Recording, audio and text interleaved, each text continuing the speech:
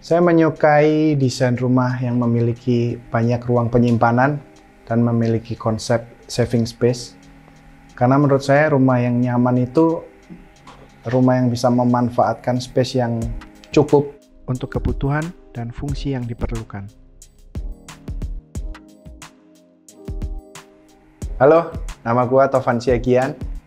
Gua interior designer dari IDEO Design Works. IDEO Design Works adalah konsultan desain interior sekaligus kontraktor desain interior, dan kita mengerjakan beberapa proyek seperti rumah tinggal, apartemen, restoran, kafe, dan juga office. Jadi konsep desain rumah ini sebenarnya kita mengimplementasi dari budaya Jepang dan gaya desain Jepang yang bisa kita temui dari bagian depan foyer yang kita buat ada perbedaan level ketinggian lantai yang fungsinya adalah menjadi area transisi antara area eksterior dan interior. Hal ini juga menjadi batas area untuk melepaskan alas kaki di dalam rumah. Kemudian yang lainnya kita implementasikan pada bagian kamar tidur utama. Kita mendesain tempat tidur bergaya Jepang dengan menggunakan sistem rest floor, sehingga bagian kasur menyatu dan hampir rata dengan lantai.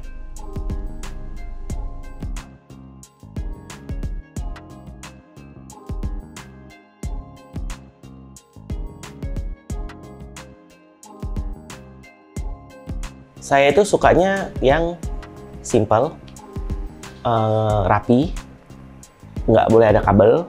Nah, jadi kalau menurut saya, dengan karakteristik saya tuh lebih cocok dan lebih memang menyukai style yang Japanese. Karena selain rapi dan Japanese style, saya juga suka dengan gaya Jepang yang sangat kuat corak-corak kayunya. Karena menurut saya, corak kayu itu keren.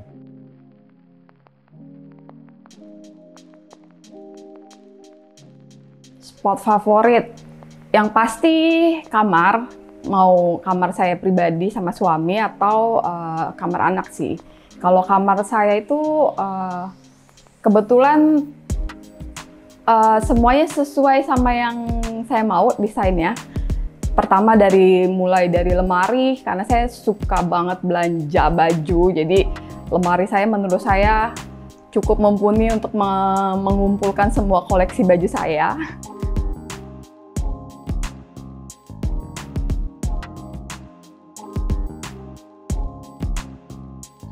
Jadi yang kita rubah di rumah ini adalah ruangan-ruangan yang ada di lantai 2, terutama kamar-kamar yang ada di lantai 2, kemudian ada sisa lahan di bagian belakang, itu kita kembangin lagi. Jadi sebenarnya rumah ini adalah rumah tipikal cluster, dan di lantai 1 ini awalnya ada kamar tidur ART dan juga toilet untuk ART. Di bagian itu kita rubah untuk extension area pantry, dan kita bangun ruang tambahan di bagian belakang untuk living room.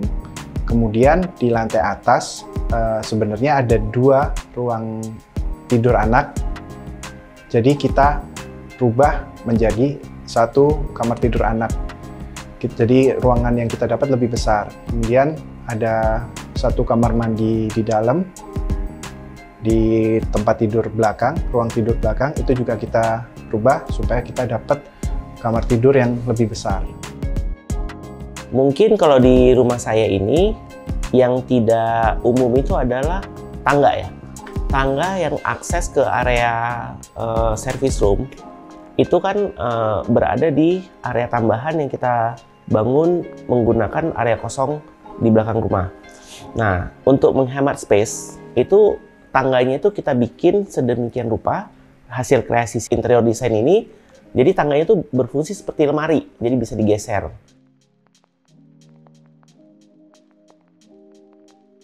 Tempat tidur yang di depan itu tidurnya enak, soalnya soft, sama tempat kursinya enak.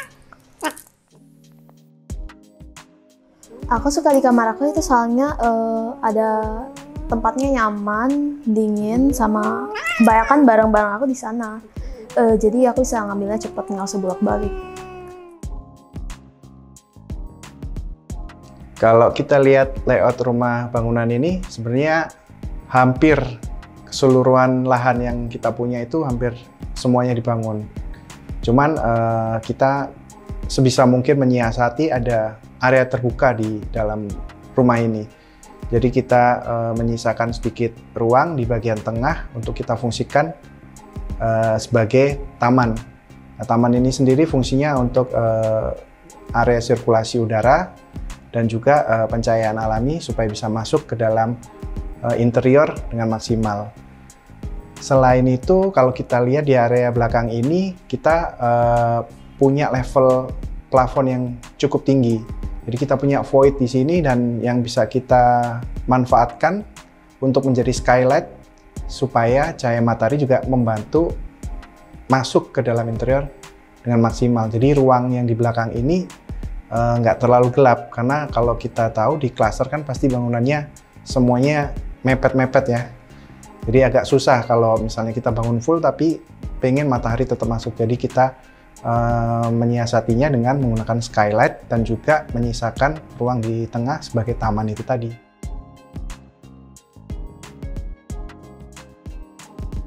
Jadi area meja makan itu spot favorit saya, tempat favorit saya untuk kerja.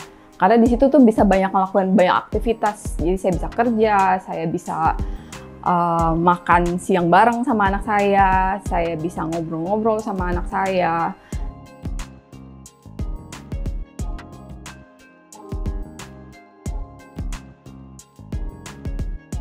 Rumah yang nyaman bukan soal ukuran besar atau kecilnya.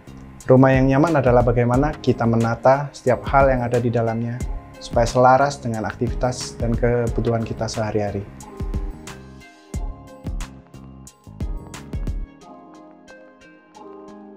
Rumah adalah tempat untuk kita bertumbuh.